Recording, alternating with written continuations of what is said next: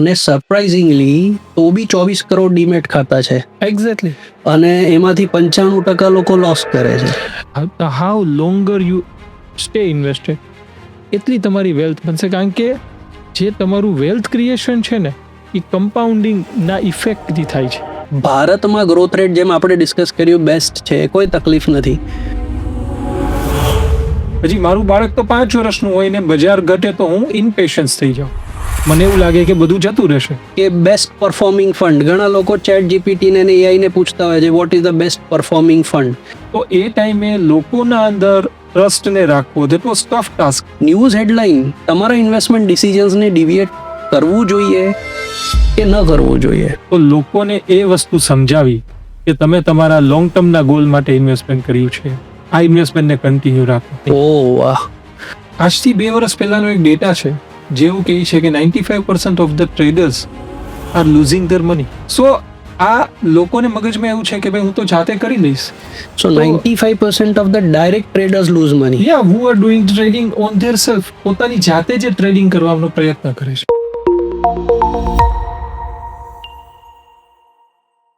નમસ્કાર મિત્રો, welcome to variety વર્સ.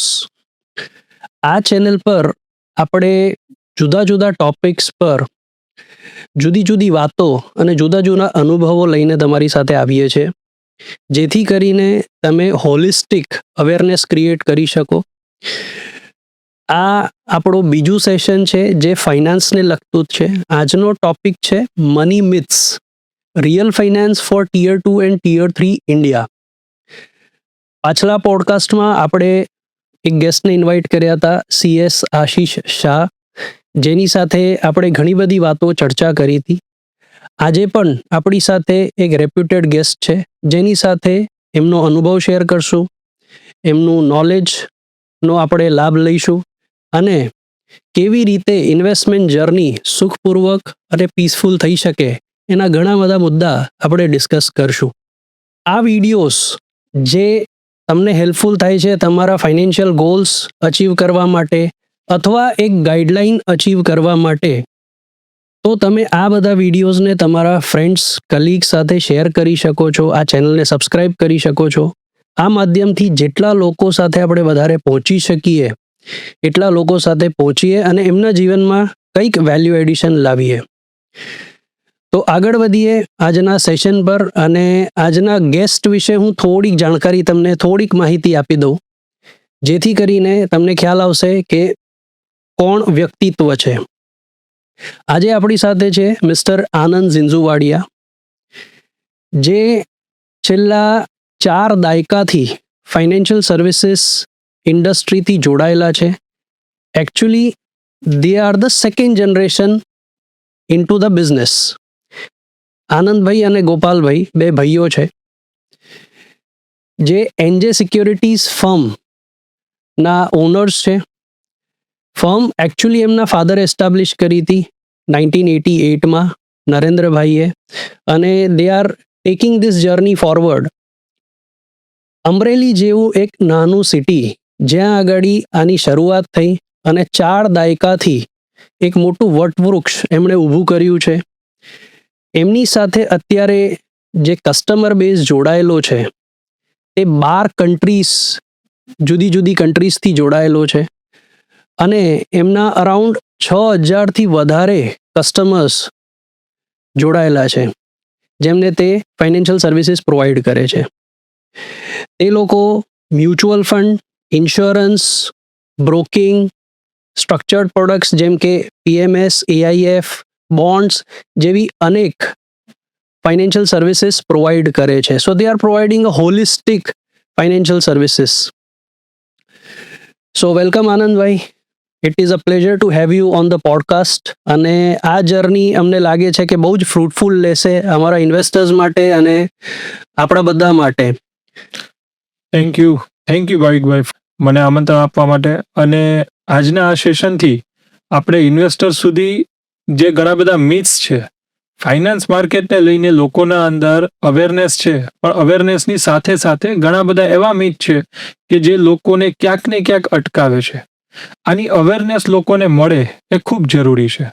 આપણે એવું જોઈએ છીએ કે ભાઈ મેટ્રોઝમાં ટાયર 1 ટાયર 2 સિટીઝમાં લોકો સુધી અવેરનેસ છે, પણ ટાયર 3 ટાયર 4 સિટીઝમાં પણ લોકો પાસે પૈસા તો છે, પણ એને ક્યાં ઇન્વેસ્ટ કરવા અને મારી વેલ્થ અથવા તો ક્લાયન્ટની વેલ્થ કેવી રીતે બને એ વાત ઇન્વેસ્ટર સુધી પહોંચવી એ બહુ જરૂરી છે.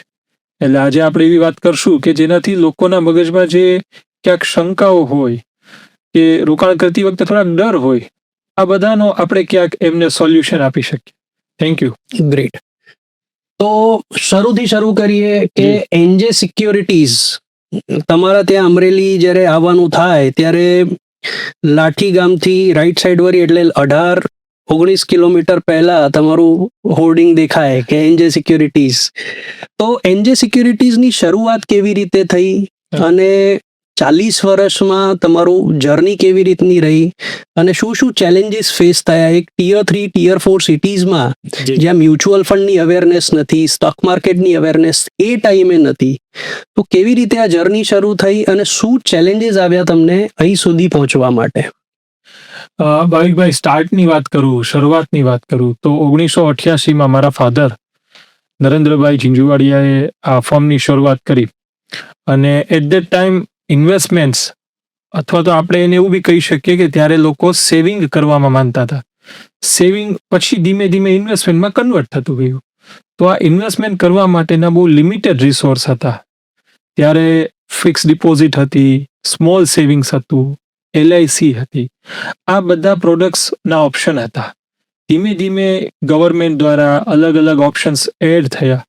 એમાં મ્યુચ્યુઅલ ફંડ્સ એડ થયું, ઇન્સ્યોરન્સના અંદર પ્રાઇવેટ પ્લેયર્સ એડ થયા અને લોકો માટે ઇન્વેસ્ટમેન્ટ કરવાનો જે સોર્સ છે ને અથવા જે ઓપ્શન્સ છે એ બ્રોડ બની ગયા. લોકો પાસે ધીમે ધીમે ઓપ્શન્સ વધતા ગયા. એમ અમે પણ 1988થી શરૂઆત કરી ત્યારે નાના સિટીમાં રહી અને લોકોને ઇન્વેસ્ટમેન્ટ વિશે સમજાવવું, એમને રૂબરૂ મળી મ્યુચ્યુઅલ ફંડ શું છે, ઇન્સ્યોરન્સ શું કામ લેવો જોઈએ, આ વસ્તુ એક એક વ્યક્તિને મળીને સમજાવવી પડતી. ત્યારે બે મોટા ચેલેન્જ હતા. લોકોને એવું લાગતું હતું કે ભાઈ બેંક છે ને એમાં જ ઇન્વેસ્ટમેન્ટ કરાય, કે પછી આ પ્રાઇવેટ પ્લેયર્સ છે લઈને જતા રહેશે. આ જે ટ્રસ્ટનો ક્વેશ્ચન હતો એ આજથી 40 વર્ષ પહેલા અહીંયાથી પણ વધારે હતો. ત્યારે અત્યારે જેટલી ડિજિટલ પ્રેઝન્સ છે, ડિજિટલ મીડિયા છે, જે લોકોને ઘણી બધી ઇન્ફોર્મેશન આપે છે, એ આજથી 30-35 વર્ષ પહેલા નહોતી. તો ગ્રાહકોને 1-to-1 મળી, પ્લસ જે અત્યારે એપ્લિકેશન્સ છે, સોફ્ટવેર્સ છે, એ આજથી 10-20-30 વર્ષ પહેલા નહોતા. તો એમની સુધી માહિતી પહોંચાડવી, it was a tough task. અને આઈ વુડ બી પ્રાઉડ કે મારા father was the first one who has started mutual fund in Amreli. He was so proactive. એટલે એ વખતે વિચારવું, એમફીની એક્ઝામ આપવી, ક્લિયર કરવી, આજે બી ઘણા લોકો ચેલેન્જ કરે છે. અને being a senior citizen, giving this exam proactively અને પછી આ વસ્તુને લેવી, ઇટ્સ અ હર્ક્યુલિયન ટાસ્ક. એક્ઝેક્ટલી. અને એમણે એમની સાથેના ઘણા બધા મિત્રોને પણ આના માટે એમ કહેવાય ને કે પ્રમોટ કર્યા, સમજાવ્યા કે ભાઈ તમે બી આ કરો, તો જેનાથી લોકો સુધી અવેરનેસ પહોંચે. હી હેડ અ વન થોટ કે ભાઈ લોકો માટે આપણે કેવી રીતે કામ કરી શકીએ. અને he did his journey very well. He passed away in 2020 in the covid situations, but he did his job very well. Great. અને એમણે લોકો સુધી જે વાતો પહોંચાડી છે, જે વાતો કરી છે, એની વાતની રિઝલ્ટ્સ આજે બી લોકો અમને આવીને કહે છે અને we are seeing the fruits. Right.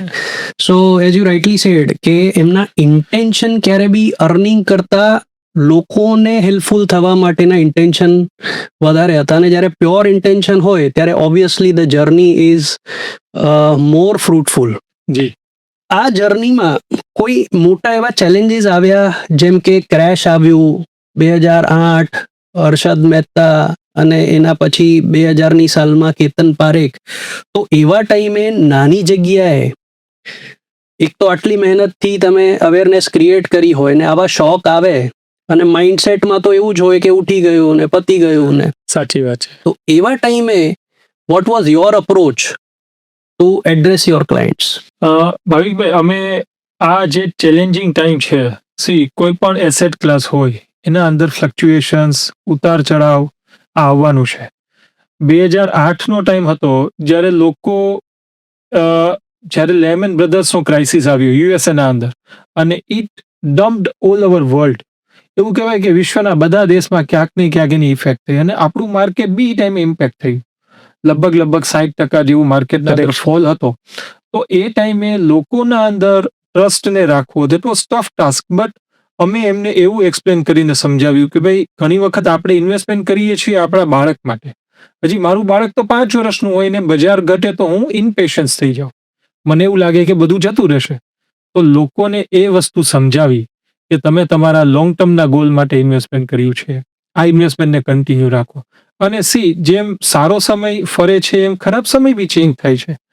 It passed in 1.5 year, અને પાછું 2009-10-11ના ટાઈમમાં the market was on the same track. તો જે લોકોએ એ ટાઈમે વાત માની અને ઇન્વેસ્ટમેન્ટ ચાલુ રાખ્યું, એ 2014-15માં they were very happy. So again that phase come. 2020નો જ્યારે કોવિડનો ટાઈમ હતો ત્યારે બી આવો ફેઝ આવ્યો હતો. પણ જે લોકો પેશન્સથી આવા ખરાબ ટાઈમમાં રહે છે એ જ પોતાની વેલ્થ બનાવી શકે છે. આવું ફ્લક્ચ્યુએશન્સ, માર્કેટની વધઘટ તો હંમેશા થતી રહી છે. પણ ઇન્ડિયા જેવા ગ્રોથ કન્ટ્રીના અંદર જ્યાં લોંગ ટર્મ માટે આપણે ઇન્વેસ્ટમેન્ટ કરીએ તેનું આપણે રિઝલ્ટ મળે છે. પ્લસ અમે લોકો ઇન્વેસ્ટર અવેરનેસ પ્રોગ્રામ્સ કરીએ છીએ, જેનાથી અમુક ટ્રેન્ચમાં લોકો સાથે મળી અને કોઈ સારા એક્સપર્ટ પોતાના ઓપિનિયન્સ, પોતાની ડિસિઝન્સ, પોતાની ઇન્ફોર્મેશન લોકો સુધી શેર કરે, જેનાથી લોકોનો ટ્રસ્ટ વધે અને લોકોને સમજ આવે કે આવા ખરાબ ટાઈમમાં શું કામ રોકાવું જોઈએ. એટલે તમે જેમ કીધું ને કે ફ્લક્ચ્યુએશન બધા એસેટ ક્લાસીસમાં આવતું જ હોય છે. માર્કેટમાં 60% કરેક્શન આવ્યું. હું એક ડેટા જોતો હતો કે ગોલ્ડમાં બી 25-30% કરેક્શન આવેલા છે, પણ એની અસર આપણને થતી નથી, કારણ કે આપણે એને જોજો નથી કરતા. ત્યાં આપણે ઇમોશનલ કનેક્ટ કરી દીધું છે કે ગોલ્ડ તો મારી દીકરીના લગ્નમાં કે દીકરાના મેરેજમાં કે તે રીતે હું યુઝ કરીશ. પણ જ્યારે કોઈ વ્યક્તિ ઇક્વિટી અથવા ઇક્વિટી એઝ એન એસેટ ક્લાસમાં ઇન્વેસ્ટ કરે છે તો એ વારે ઘડીએ જોવે છે, અને ગુજરાતીમાં કહીએ ને જોયાનું ઝેર ચડે. એક્ઝેક્ટલી. એટલે વોલેટિલિટી એને અસર કરે છે. So what do you think કે psychology plays a major role, કે information and knowledge plays a major role in creating this discipline? આ જે જર્નીની વાત કરીએ છીએ આપણે, એમાં અગર આપણે વેટેજ આપીએ, સપોઝ 10માંથી કેટલા માર્ક આપવા હોય તો સાયકોલોજીને આપી શકાય, અને કેટલા માર્ક આપણે જાણકારીને કે નોલેજને આપી શકાય તમારા અનુભવ પ્રમાણે? આ મતલબ આપનો જે પોઈન્ટ છે હું એને 2 પોઈન્ટમાં તમને આન્સર કરી શકું.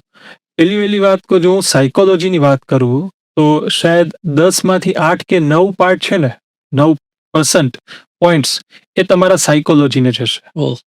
બિકોઝ ઇન્ફોર્મેશન ઇઝ ધેર, અને હવેના દિવસોમાં એવું છે કે ઇન્ફોર્મેટિવ કરતા મોર ઇન્ફોર્મેશન્સ છે, અને એ મિસઇન્ફોર્મેશન્સ બી છે. અને એ મોર ઇન્ફોર્મેશનમાંથી તમારું યુઝફુલ શું છે એ તમારે સમજવું ખૂબ જરૂરી છે. આજના દિવસે લોકો કાંઈ પણ નાની વસ્તુ બને છે તો એના હિસાબે લોકો ડિસ્ટ્રેક્ટ થઈ જાય છે. કરેક્ટ. જ્યારે ઇન્વેસ્ટમેન્ટ્સનો વિચાર હોય ત્યારે એવું વિચાર્યું હોય કે આ મારી દીકરી 3 વર્ષની છે, એને 20 વર્ષે ભણવાનો ટાઈમ આવશે ત્યારે આ પૈસાનો ઉપયોગ કરીશ. પણ 6 મહિના, 12 મહિના, 1-2 વર્ષમાં જો માર્કેટમાં કોઈ ફોલ આવે તો લોકો ડિસ્ટ્રેક્ટ થઈ જાય કે ચલો આને વિથડ્રો કરી લઈએ, અને this is a bad decision. Yes. એટલે જે ઇન્ફોર્મેશન કરતા જે સાયકોલોજીનો પાર્ટ છે ને, એ તમે જો વધારે એના ઉપર ભાર આપો અને તમે વેઇટ એન્ડ વોચ કરો તો it plays a better role. એટલે આ વસ્તુ છે કે જ્યાં આપણે આપણા સાયકોલોજીકલ બિહેવિયરને સૌથી વધારે પકડી રાખવું જોઈએ, અને એને જો આપણે હેમ્પર કરશું તો આપણા જે ગોલ્સ છે ને એ હેમ્પર થઈ જશે, એ ડિસ્ટ્રેક્ટ થઈ જશે. તો this plays a best part. Okay. હું તમને એક બીજો પર્સપેક્ટિવ આપું. એક નાની સ્ટોરી છે. મારા બેન જે આજે યુએસએ રહે છે, અને એમને ત્યાં દીકરાનો જન્મ થયો હતો. દીકરાનો જન્મ થયો ને ત્યારે હું એક વખત એમને મળવા ગયો હતો. 14-15 વર્ષ પછી એ હમણાં જ 6 મહિના પહેલા ઇન્ડિયા પાછા આવ્યા. હવે 14 વર્ષ દરમિયાન ઘણી બધી વખત એમની સાથે ફોન ઉપર વાત થાય. હંમેશા એમની એક બધી વાત થાય ને તો એના અંદર એક ફરિયાદ હોય કે અમારો દીકરો મોટો નથી થતો, આમાં કઈ ચેન્જ નથી થતો, જમતો નથી, કઈ ગ્રોથ નથી, જેવો છે એવો ને એવો જ છે. હવે જ્યારે હું આજથી 14-15 વર્ષ પહેલા યુએસ ગયો હતો, તો મેં એને હાથમાં તેડીને રમાડેલો, right? This was the situation. અને આજની તારીખે હમણાં 6 મહિના પહેલા એ ઇન્ડિયા આવ્યા, તો એ ફ્લાઇટ ઉપરથી આવીને મળ્યો, ભેટો. સો વી વેર વેરી પ્લીઝડ. તો મેં એને બીનાને એવું કીધું કે યાર, આ તું એમ કહે છો કે યાર મોટો નથી થતો, કેવી રીતે મોટો થઈ ગયો, આટલો મોટો થઈ ગયો. સો આપણું ઇન્વેસ્ટમેન્ટ બી કંઈક આવું જ છે. યસ ભાવિકભાઈ, ઇન્વેસ્ટમેન્ટ એવું છે કે જો આપણે ઇન્વેસ્ટમેન્ટ કરીને એને દરરોજ એપ્લિકેશન્સમાં જોશું ને, તો આપણે ક્યારેય સંતોષ નહીં થાય. We need to give the time. Right. ઇન્વેસ્ટમેન્ટ્સની અંદર પૈસા, વળતર, આ બે તો મહત્વના છે, પણ એના કરતા વધારે મહત્વનું છે મતલબ કે નંબર ઓફ યર્સ, કેટલા વર્ષ તમે આપો છો, તો જ તમારા પૈસા ગ્રો થશે. This is the best part, કે જ્યાં આપણે વેઇટ, ટાઈમિંગ અને પેશન્સ, આ વસ્તુની જરૂર હોય છે. એટલે તમે જેમ કીધું કે behaviour is 9 out of 10 yes sir. અને knowledge is just 1 out of 10. Exactly. પણ આજના 5G જમાનામાં જેન ઝી ને જેન વાય માં એ લોકો એવું માને છે કે આપણે તો બોસ AI ની હેલ્પ લઈને માર્કેટ બીટિંગ રિટર્ન્સ જનરેટ કરી શકીશું. 30% ને 32% તો બહુ મિનિસ્કલ છે. એક્ઝેક્ટલી. પણ એવું નથી actually. It is the and that you sad. હવે જેમ તમે વાત કરી ટેકનોલોજીની, ટેકનોલોજી તમારા હિસાબે, તમારા અનુભવમાં હેલ્પફુલ છે કે હાર્મફુલ છે ઇન્વેસ્ટર માટે? જેમ કે એપ લોકો જો કરે છે, જી. તો બીજા કોઈ એસેટ ક્લાસમાં આવું બિહેવિયર નથી, પણ મ્યુચ્યુઅલ ફંડમાં દર મહિને ઘણા લોકો તો દિવસમાં 3 વાર ચેક કરતા હોય છે. તો ગુજરાતીમાં આપણે કહીએ ને કે અતિની ગતિ ખરાબ હોય. એક્ઝેક્ટલી. તો અતિ તમે જો કરશો તો એ કઈ તમને આઉટ પરફોર્મન્સ આપવાનું જ નથી. ઇનફેક્ટ તમારું બ્લડ પ્રેશર વધારશે. અને બીજી બાજુ ઘણા બધાને એવું લાગતું હોય છે કે સાહેબ આપણે રોકાણ કર્યું છે તો ટ્રેક તો રાખવું પડે ને. તો આ બેલેન્સ ટેકનોલોજીનું કેવી રીતે કરવું ને તમે એમાં કેવી રીતે તમારા ક્લાયન્ટ્સને એડવાઇસ કરો છો? ભાવિકભાઈ, ટેકનોલોજી મતલબ દરેક સિક્કાની બે બાજુ હોય. So technology has a good part અને it has a worst part. Best part એ છે કે ઇટ કેન બી યુઝફુલ. તમે એક જગ્યાએ બધું ટ્રેક કરી શકો, જોઈ શકો. તમારું મ્યુચ્યુઅલ ફંડ્સ, તમારા ઇન્સ્યોરન્સ, તમારા શેર્સ, તમારા બોન્ડ્સ, આ બધું જ ઇન્વેસ્ટમેન્ટ્સ અમારી એપ્લિકેશન છે એના અંદર તમે બધું જ એક સાથે ટ્રેક કરી શકો. પણ એ ટ્રેક કરવાનો મતલબ છે કે તમે 6 મહિને ચેક કરો, તમે વર્ષમાં 1 થી 2 વખત ચેક કરો. તમારે દરરોજ જોવા માટેનો એ ઓપ્શન નથી, અથવા તો you should not follow it on daily basis. કારણ કે જ્યારે માર્કેટ વધશે તો તમને મજા આવશે, પણ બજાર ઘટશે તો તમને બ્લડ પ્રેશર વધશે. તો તમે પૈસા રોકીને હેલ્થને ડિસ્ટ્રેક્ટ કરવા માંગો છો તો તમે દરરોજ જુઓ. જો તમે નથી કરવા માંગતા તો યુ શુડ બી ક્લેમ. તમારા ગોલ્સ, તમારા ટાર્ગેટ્સ, એ બહુ ઇમ્પોર્ટન્ટ છે. See, market will give its result. તમે એને ટાઈમ આપો. યસ, વી ડુ થિંગ્સ કે 6 મહિને એક વખત અમે રિવ્યૂ માટે ક્લાયન્ટને બોલાવીએ, ફોન ઉપર વાત કરીએ, અને વેન એવર રિક્વાયર્ડ તો અમારી ટીમ છે, જે ટીમ એમાં એમને હેલ્પ કરે છે કે જ્યાં જરૂર છે ત્યાં આપણે ચેન્જ કરીએ, કોઈમાં અંડર પરફોર્મન્સ છે તો આપણે બદલાવીએ. પણ it should be once in a year or twice in a year. તમે દરરોજ જોશો તો એનાથી રિઝલ્ટ નથી આવવાનું. આપણે જો વાત કરીએ એક નાનકડી, કે ગાયનું દૂધ છે એને આપણે અમૃત કહીએ. આપણે Yes. માનીએ ને કે ગાયનું દૂધ છે એ અમૃત Correct. છે. હવે આપણે જમીએ તો આપણે ગાયનું દૂધ કેટલું લઈએ છીએ? એક ચાનો કપ. યસ. બરાબર. હવે હું તમને એના બદલે એવું કહું કે સાહેબ એક મોટો પાણીનો ગ્લાસ ભરીને તમને આપું કે ભાઈ પી જાઓ, તમે તો અમરેલી આવ્યા છો મારી ઘરે જમવા, તો લ્યો, તો તમને ચાલ્યું જાય? ના ચાલે. તો હું તમને કહું ના લઈ લ્યો, તો નહીં થઈ શકે. ગાયનું દૂધ અમૃત છે, પણ એની માત્રા બેલેન્સ. જરૂરી છે. હા. So Yes. Technology has the same part, કે તમે એનો યુઝ કરો, but you should have a timing, થોડું અન્ડરસ્ટેન્ડિંગ, પેશન્સ. કારણ કે ઇટ વિલ બી અ ફ્લક્ચ્યુએટિવ. તમે ઇન્વેસ્ટમેન્ટ કરતી વખતે સમજો કે it is a fluctuative asset, but over a period of time it will work for you. It will not distract you. Yes. તો આ વસ્તુ આપણે સમજવી અને બેલેન્સ રાખવું જરૂરી છે. બરાબર. ઘણી બધી વખત લોકો ઇનપેશન્સ થઈ જતા હોય છે, અથવા તો ઇનપેશન્સ થવાનું મુખ્ય કારણ છે કે લોકો વારંવાર ટ્રેક કરે છે. ઓવરડોઝ છે, ઓવરડોઝ છે. જે ન થવો જોઈએ. તમે 12 જુદા કન્ટ્રીઝથી તમારી સાથે ક્લાયન્ટ્સ એસોસિએટેડ છે અને તમે પોતે બેઝ છો અમરેલીમાં, જી તો ક્લાયન્ટની સાયકેમાં અથવા જે એમની માન્યતાઓ છે એમાં કેટલું ડિફરન્સ છે અથવા શું રેન્જ છે જે તમે ફેસ કરો છો? કોઈ ક્લાયન્ટ્સ તમારા યુએસથી હશે, કોઈ લંડનથી હશે, કોઈ અમદાવાદથી હશે, કોઈ મુંબઈથી હશે, દિલ્હીથી બી હશે. તો બધી ડેમોગ્રાફી, કલ્ચરલ બેકગ્રાઉન્ડ, અપબ્રિંગિંગ બધાનું જુદું છે. એક્ઝેક્ટ. તો તમે માન્યતાઓમાં કેવી રીતે બેલેન્સ કરો છો અને કેવી રીતે એમને હાઉ ડુ યુ અપ્રોચ ધેમ? એના માટે 2 થી 3 વસ્તુઓ અમે કરીએ છીએ. અને એપ્રોચ મતલબ જે ક્લાયન્ટ્સ એક્ઝિસ્ટિંગ છે એનું અમે ઓનલાઈન સર્વિસિંગ, ટ્રાન્ઝેક્શન પાર્ટ્સ આ બધું અમે ઓનલાઈન કરતા હોઈએ છીએ. But they have a different background. એમનું Yes. બેકગ્રાઉન્ડ કંઈક અલગ છે. રાઈટ. એમનું બેકગ્રાઉન્ડ એવું છે કે જે ઘણા ટેકનોસેવી છે, જે ટેકનોલોજીથી જોડાયેલા છે, જે લોકો ઘણા બિઝનેસ સાથે જોડાયેલા છે. અને every client has different mindset, right. Different background correct. અને ડિફરન્ટ ફાઇનાન્શિયલ આસ્પેક્ટ્સ. યસ, તો એબ્સોલ્યુટલી. એમની જે નીડ છે એ સમજવી, અથવા તો ઘણી વખત એમને સમજવાની સાથે સાથે એમને પ્રોપર સોલ્યુશન આપવું એ જરૂરી છે.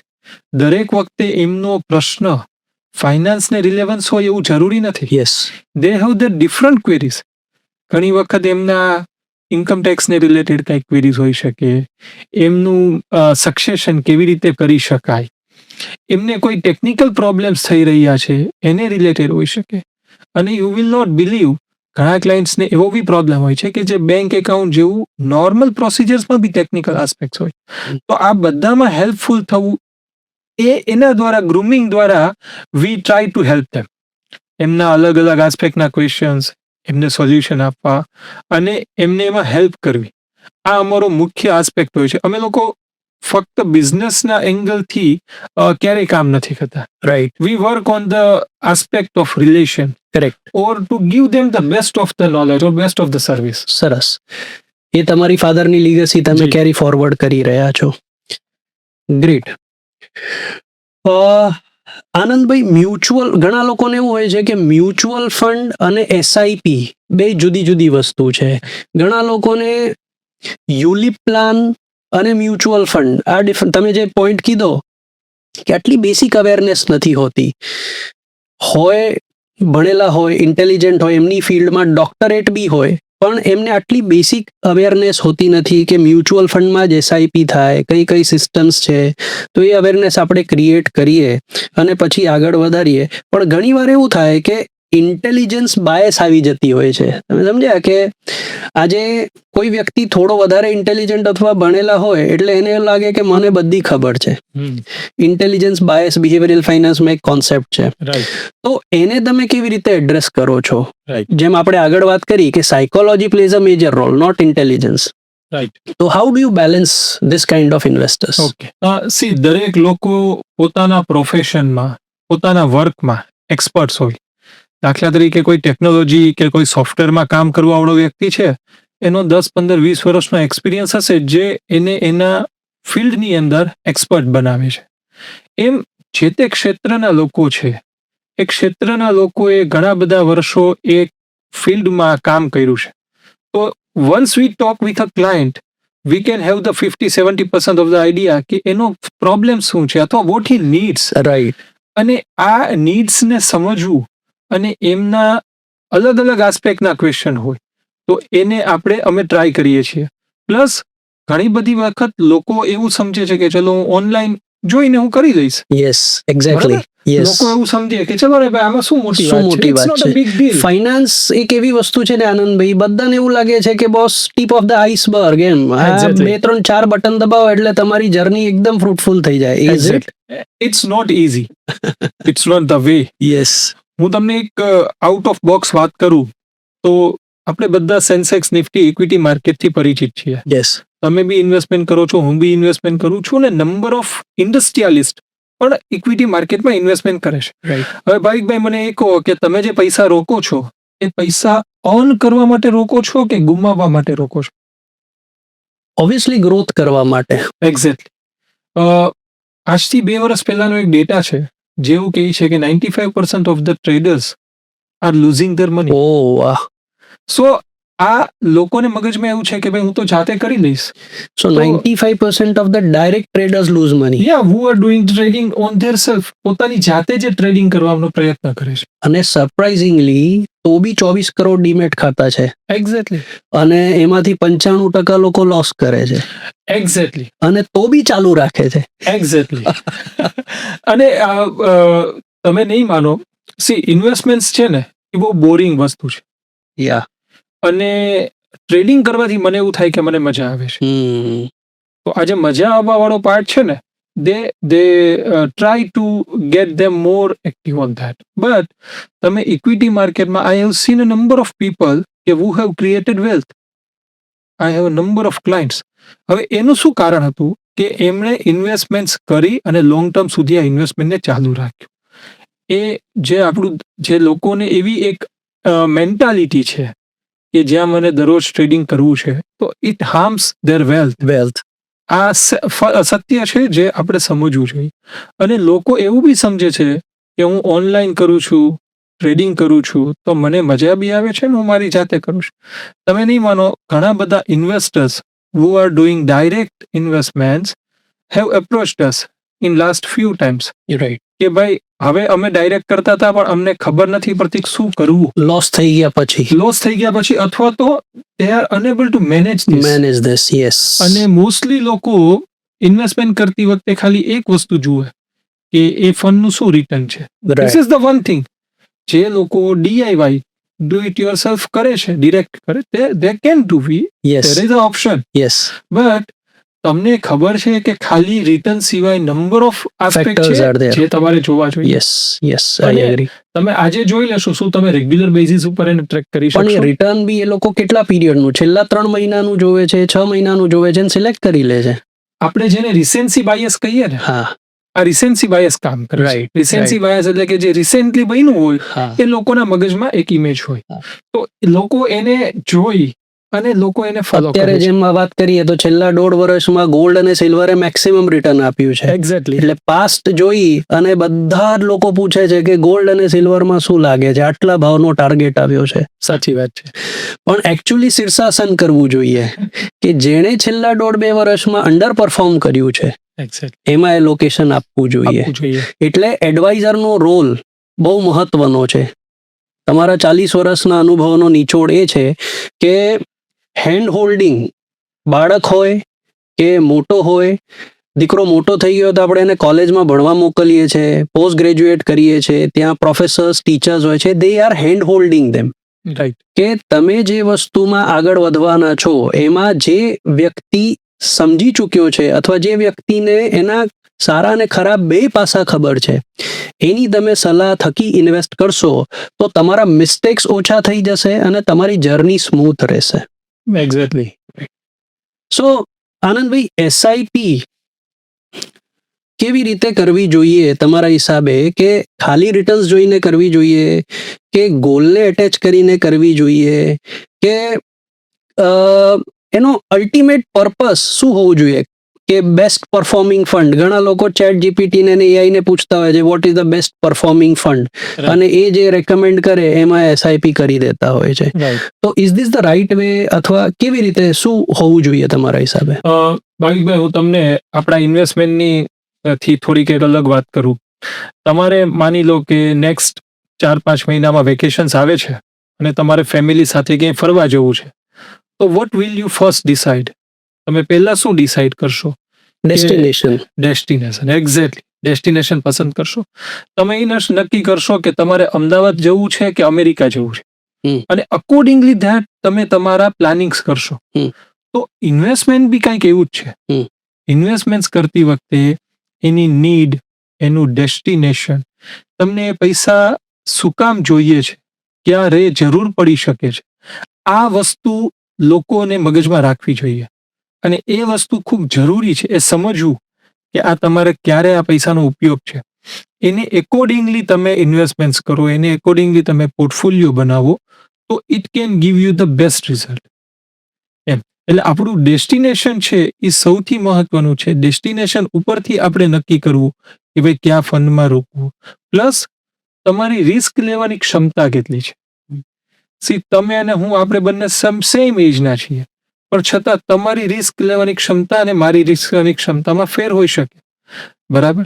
એમ તમારું ફેમિલી બેકગ્રાઉન્ડ શું છે, તમારું ફાઇનાન્શિયલ બેકગ્રાઉન્ડ શું છે, આ બધી વસ્તુઓ ઇન્વેસ્ટમેન્ટ કરતી વખતે બહુ ઉપયોગી છે. અને એ બધા ઉપરથી આપણે ડિસાઇડ કરવું જોઈએ કે ભાઈ કઈ ટાઈપનો પોર્ટફોલિયો બનાવવો જોઈએ, કેટલું રિસ્ક લેવું જોઈએ. પ્લસ તમારો જે ગોલ છે, તમારો ટાર્ગેટ છે એ કેટલો દૂર છે, અને એને અનુરૂપ આપણું આખું આયોજન કરવું જોઈએ. ખાલી રિસેન્ટના પરફોર્મન્સ જોઈ કે છેલ્લા 6-12 મહિનાના 1 વર્ષના રિટર્ન જોઈને જો આપણે રોકશું તો એવા ઘણા અનુભવો બન્યા છે કે 1 વર્ષ સુધી જે કેટેગરી, જે સ્કીમ 1-2 નંબર ઉપર હોય એ આવનારા 2-3 વર્ષ સુધી લાસ્ટ અને જે અંડર પરફોર્મ કરતી હોય આઉટ પરફોર્મ કરે. Because it keeps changing. Yes. માર્કેટના જે ફેક્ટર્સ છે, જે સેગમેન્ટ્સ પરફોર્મ કરે છે, they keep changing, they keep rotating. Right. તો તમે એને ચેઝ કરવાનો જો પ્રયત્ન કરશો Right. તો યુ વિલ ગેટ ફેઇલ્ડ અને તમને ફ્રસ્ટ્રેશન સિવાય કંઈ નહીં મળે. કઈ નહીં. We have seen number of client, અમારા એવા ઘણા ઇન્વેસ્ટર્સ છે કે જેમણે 15 વર્ષના અંદર 5-7-10 કરોડ રૂપિયાની વેલ્થ બનાવી છે right. By starting or by investing a small amount of 5-10-15,000 20,000 rupees પર અ મંથ. મંથ. પણ સૌથી મહત્વનું છે, તમે 1 નંબર કે 2 નંબરની સ્કીમનો જ રાહ જોશો તો એવરી યર તમારે ચેન્જ કરવું પડશે. જે તમને વેરિયસ રીતે હાર્મ કરશે. કરેક્ટ. કેપિટલ ગેઇન લાગે, એક્ઝિટ લોડ લાગે અને you to take the stress. Yes. એવું કરવાની જરૂર નથી. તમે there are number of parameters that you should check, or as an advisor we should check, You or should check. Yes. we do it. Yes. અમારું internal research છે જેની મદદથી અમે નંબર ઓફ પેરામીટર્સને ચેક કરીએ છીએ. આ પેરામીટર્સ ઉપરથી જે કન્સિસ્ટન્ટ ગુડ પરફોર્મિંગ ફંડ હોય એ અમે અમારા ક્લાયન્ટને રિકમેન્ડ કરીએ છીએ. ગ્રેટ. એટલે ફાઇનાન્શિયલ ગોલ હોવો એટલમોસ્ટ ઇમ્પોર્ટન્ટ છે. એક્ઝેક્ટલી. અને પછી એને પહોંચવા માટે કયા ફંડ સારા છે એ તમારી રિસર્ચ થકી તમે એમને મેચ કરી આપો છો. જી. Plus you give the 360 degree view કે બોસ કેપિટલ ગેઇન કેટલો રહેશે, ટેક્સેશન આસ્પેક્ટ કેટલો રહેશે, લિક્વિડિટી કેટલી રહેશે. એટલે એડવાઇઝરનો રોલ એક નોર્મલ વ્યક્તિના જીવનમાં બહુ મોટો પ્લે કરે છે. ચોક્કસ. ગ્રેટ. સો આનંદભાઈ, તમે જેમ કીધું કે financial goal is very important. Yes. ઘણા એવા હોય છે કે ગોલ બેઝડ એસઆઈપી ચાલુ કરે પણ માર્કેટ જ્યારે ઓલ ટાઈમ હાઈ હોય ત્યારે પ્રોફિટ બુક કરવાની વાતો કરે કે માર્કેટ ઓલ ટાઈમ, તમને તો ખબર જ છે કે માર્કેટ અહીંથી પડવાનું જ છે, as if you are having all the information in the world. તો એવા ટાઈમે તમે તમારા ક્લાયન્ટ્સને શું એડવાઇસ આપો છો? ભાવિકભાઈ, માર્કેટ ઓલ ટાઈમ હાઈ છે અને આપણે પ્રોફિટ બુક કરી લઈએ, આવું ઘણા બધા ઇન્વેસ્ટર્સ વિચારે છે અને ઘણા બધા ઇન્વેસ્ટર્સ એવું બી કે છે કે ભાઈ ચલો આવું કરી લઈએ. પણ માર્કેટ ઓલ ટાઈમ હાઈ નથી હોતું, માર્કેટ ટીલ ડેટ હાઈ છે. ટીલ ડેટ હાઈ મતલબ કે આજે એમ માની લો કે આજે નિફ્ટી અથવા સેન્સેક્સ હાઈએસ્ટ લેવલ ઉપર છે તો આજ સુધીની આ હાઈ છે. It is not going to be the all time high. Yes. થોડાક ટાઈમમાં કરેક્શન આવશે પણ પાછું બી એ રિકવર થશે. અને હિસ્ટ્રી આવું જ કહે છે કાંઈ. જો આપણે થોડુંક હિસ્ટ્રીમાં જઈએ, લેટ્સ સે હું તમને વાત કરું 2008ના વર્ષની, જ્યારે Lehman Brothers US crisis was there, તો આપણો ઇન્ડેક્સ સેન્સેક્સ 21,000ની આસપાસ હતો અને એ થોડા ટાઈમની અંદર ઘટીને 8,000 સુધી આવી ગયો. બીજા 60 થી 65% કરેક્શન. બીજા 2-3 વર્ષના અંદર એ પાછો એ જ લેવલ ઉપર આવી ગયો અને આજે જો હું 2025ની આપણે વાત કરીએ તો આજે લગભગ 85,000ની આસપાસ ઉભા છે. રાઈટ. તો ત્યાંથી જો હું હાઈએસ્ટ લેવલથી વાત કરું તો બી આપણે 4 ટાઈમ્સ આગળ છીએ. યસ. આની પછીનો એક ઇન્સિડન્ટ તમને આપું, જે 2020માં આપણે જોયું કોવિડ ટાઈમ, યસ. ત્યારે લગભગ 41,000ની આસપાસ ઇન્સેક્સ હતો. તો બી 40% કરેક્શન હતું. 40 થી 26,000 સુધી આવ્યો અને પાછો આજે 85,000. રાઈટ. તો 5 વર્ષમાં લગભગ ડબલ થઈ ગયું. C, market all time high ક્યારેય નથી હોતું, ઇટ્સ ટીલ ડેટ હાઈ હોય છે. અને માર્કેટ છે ને સાહેબ, એ જે કંપનીઝ છે, નિફ્ટી કે સેન્સેક્સ, એના અંદર જે કંપનીઓ એના કમ્પોનેન્ટ છે એના અર્નિંગ્સ ની સાથે વધી રહ્યું છે. રાઈટ. આપને એવું લાગે કે આ એક કંપની અથવા તો માર્કેટ અત્યારે આટલું વધ્યું છે, પણ જો તમે થોડાક ડેટા ચેક કરો તો છેલ્લા 5 વર્ષની અંદર ઘણી બધી એવી કંપની છે કે જેની ઇન્કમ 18-20% દરેથી પણ વધારે વધી છે. આ વસ્તુ તમારો જેમ પ્રોફિટ વધશે એમ એના પ્રાઇસ બી વધશે.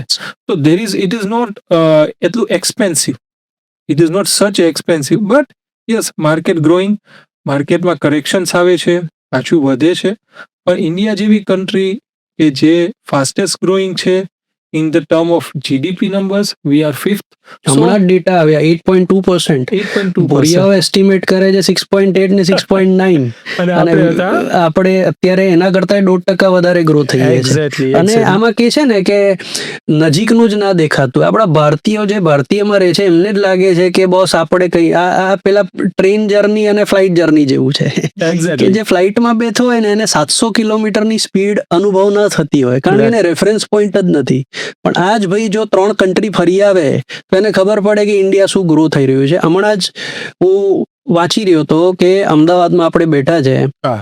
એક બહુ રેપ્યુટેડ બિલ્ડર છે અમદાવાદના, એમનો આર્ટિકલ આવ્યો હતો ન્યૂઝમાં કે 2030માં કોમનવેલ્થ ગેમ્સ આવી રહી છે અને we are also planning for Olympics to bring in India, એ બી ગુજરાત અને એ બી અમદાવાદમાં. રાઈટ. એટલે તમે વિચારો કે લગભગ if I am not wrong તો 50 બિલિયન નું ઇન્વેસ્ટમેન્ટ એક્સપેક્ટેડ છે. સો ધેટ બિલ્ડર સેડ કે Ahmedabad is going to be next Dubai or may be beyond that. તો આટલું બધું ડેવલપમેન્ટ થઈ રહ્યું છે, તમે સામે જોઈ રહ્યા છો, છતાં બી તમને પાર્ટિસિપેટ. તો એમાં એક માઇન્ડસેટ એ આવે છે કે સાહેબ અમારો પાસ્ટનો અનુભવ એવો છે. એક ક્વેશ્ચન તમને પૂછું કે ઘણા લોકો હજી બી એવું માને છે કે સાહેબ મ્યુચ્યુઅલ ફંડ ઉઠી જાય તો ઓકે, મ્યુચ્યુઅલ ફંડ ઉઠી જાય તો તો આપણે મતલબ let's understand about the structure. Yes, structure of mutual. Right. તો government has many department. One of them is finance. Right. ગવર્મેન્ટનું એક મિનિસ્ટ્રી છે, ફાઇનાન્સ મિનિસ્ટ્રી. કરેક્ટ. અને finance ministry is responsible for different financial products. એ banking છે, insurance છે, equities છે, mutual funds છે, આ બધાને રેગ્યુલેટ કરવાનું કામ છે finance department. Now finance has done 3 ડિવિઝન્સ. Right. Banking માટે આરબીઆઈ છે, જેટલા પણ ઇન્સ્યોરન્સ છે, લાઈફ હોય, જનરલ ઇન્સ્યોરન્સ, આના માટે આઈઆરડીએ છે. રાઈટ. અને ઇક્વિટી માર્કેટ, ડીમેટ એકાઉન્ટ કે મ્યુચ્યુઅલ ફંડ, પીએમએસ, આ બધા માટે સેબી છે. આ ગવર્મેન્ટની 3 બોડી છે. રાઈટ. આ 3 બોડી એ રિસ્પેક્ટિવ જે ફોલ કરે છે એને મેનેજ કરે છે. કરેક્ટ. સો ઓલ મ્યુચ્યુઅલ ફંડ્સ અથવા બધા જ ડીમેટ એકાઉન્ટ કે તમારું ટ્રેડિંગ એકાઉન્ટ, આ બધું જ સેબી દ્વારા રેગ્યુલેટેડ છે. Right. So none of this is going to go out. Plus mutual funds છે એ ખાલી તમારા પૈસાને મેનેજ કરે છે. હું તમને આ વાતને એક બીજા એક ટોપિકથી રિલેટ કરું કે દાખલા તરીકે તમારા ઘરે કોઈ પ્રસંગ હોય તો આજ સુધી આપણે શું કરતા હતા કે ભાઈ આપણે રસોઈયાને બોલાવીને આપણે ફૂડ માટે ઓર્ડર કરીએ અને લેબરથી કોન્ટ્રાક્ટ આપી દઈએ. હવેનો સમય થઈ ગયો કેટરિંગનો કે ભાઈ તમે કેટરર્સને કહો છો અને તમે એને વસ્તુની ઓર્ડર્સ આપી દો છો. હવે જ્યારે પ્રસંગ પૂરો થાય તો કોઈ એમ કહેશે કે આ કેટરર્સ એમ કહેશે કે ભાવિકભાઈને ત્યાં પ્રસંગ હતો અને વી એન્જોયડ અ લોટ. યસ. બરાબર. તો તમારું જે મ્યુચ્યુઅલ ફંડ છે એ ફંડ હાઉસ, કોઈ બી ફંડ હાઉસ હોઈ શકે, એ તમારા પૈસાને ખાલી મેનેજ કરે છે. મ્યુચ્યુઅલ ફંડની અંદર ઘણા બધા અલગ અલગ કેટેગરીના ફંડ હોય. ઘણા ફંડ્સ એવા છે કે જે સંપૂર્ણપણે ઇક્વિટીમાં ઇન્વેસ્ટમેન્ટ કરે છે, એટલે કે શેર્સ અને ઓપ્શન્સ એના અંદર. ઘણા બધા ફંડ્સ એવા છે કે જે ગવર્મેન્ટ સિક્યુરિટીઝ છે, ડિબેન્ચર્સ છે, બોન્ડ્સ છે, એવા ડેટ ઇન્સ્ટ્રુમેન્ટમાં ઇન્વેસ્ટમેન્ટ કરે છે. અને ઘણા એવા ફંડ છે કે જે ગોલ્ડ, સિલ્વર એમાં ઇન્વેસ્ટમેન્ટ કરે છે. ઘણા એવા ફંડ છે કે જે બધામાં કરે છે. સો ઇન્વેસ્ટમેન્ટ કરતી વખતે આપણે ડિસાઈડ કરી શકીએ કે ભાઈ મારે કઈ કેટેગરીમાં જવું જોઈએ. એ ડિપેન્ડ કરે છે. ઘણા બધા ઓપ્શન્સ છે, આપણે અગાઉ વાત કરી. તો એ પ્રમાણે જે તમે પોર્ટફોલિયો બનાવશો તો તમારા પૈસા સપોઝ તમે ઇક્વિટી ફંડમાં રાખ્યા છે તો ટિલ ધ એન્ડ એ ઇક્વિટીમાં જ રહેશે. તમે એને ઈચ્છો તો તમે ચેન્જ કરી શકો, બટ અનલેસ તમે ચેન્જ નથી કરતા ત્યાં સુધી એ પૈસા ઇક્વિટીમાં રહેશે. ડેટના પૈસા હાથે તો ડેટમાં રહેશે. તો એવું નહીં થાય કે બધું ઓટોમેટિક ચેન્જ થઈ જશે ને મને કંઈ ખબર નહીં. સો દેર ઇઝ ફૂલ ટ્રાન્સપરન્ટ. અને હું તમને બીજી એક વાત કરું કે તમે દાખલા તરીકે કોઈ XYZ ફંડમાં પૈસા રોક્યા છે, લેટ્સ સે કે તમે 1000 રૂપિયા જ રોક્યા છે, તો તમે એન્ડ ઓફ ડે અમારી એપ્લિકેશન ઉપર એવી જોઈ શકો કે એ જે સ્કીમ છે એને કઈ કઈ કંપનીના શેર્સમાં એ પૈસાનું ઇન્વેસ્ટમેન્ટ કર્યું છે. કે ભાઈ હું 1000 રોકું છું તો આઈ કેન સી કે મારા પૈસા કઈ કઈ કંપનીના શેર્સમાં ઇન્વેસ્ટેડ છે. યા આટલી ટ્રાન્સપરન્સી તમને મ્યુચ્યુઅલ ફંડ્સ છે એ પ્રોવાઈડ કરે કરે છે. છે. સો દેર ઇઝ નો આપને ઘણા લોકોને એવું છે મનમાં ડર હોય યસ, કે આ ઉઠી જશે તો શું? હા, સો એ ક્યાંય નથી જવાનું. ક્યાંય નથી થવા. બરાબર. There is a number of companies. ઇન્ડિયાની હિસ્ટ્રીની વાત કરું, there is number of companies કે જેમાં પ્રોબ્લેમ થયા હતા તો બીજી કંપની એને ટેક ઓવર ટેક ઓવર કરી કરી લીધા. અને mutual fund is still there. There ઘણા બધા એવા ફંડ હાઉસીસ તો એ બધા જ કંપનીઓ આજ સુધી કામ કરે છે અને કોઈ લોકોને કોઈ જ પ્રોબ્લેમ નથી. So there is no worry of that. Great. બીજો એક પ્રશ્ન એવો આવે કે મ્યુચ્યુઅલ ફંડ આપણા પૈસા મેનેજ કરે છે, જી. એ જ રીતે આપણે જ આપણા પૈસા જાતે એલોકેટ કરીને મેનેજ કરીએ તો? ઓકે, કરી શકાય, ડેફિનેટલી કરી શકાય.